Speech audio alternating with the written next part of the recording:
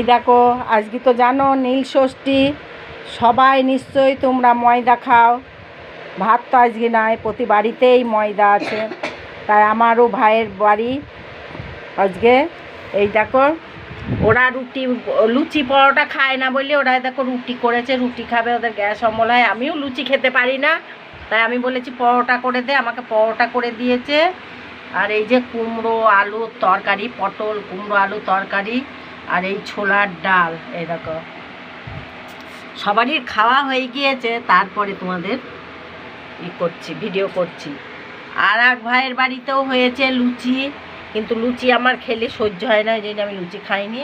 সব খাওয়া দাওয়া হয়ে গেছে। এই দেখো আমাদের বাড়ি কাজের লোকটা খেয়ে উঠে এবার বাসন টাসন নামাবে। এই দেখো, এই দেখো নামাবে, দেখো দেখেছো, সব ঢাকা দিচ্ছে, রান্না করলো, খাওয়ালো, এবার খেয়ে বাসন টাসন ধুয়ে দিয়ে বাড়ি যাবে।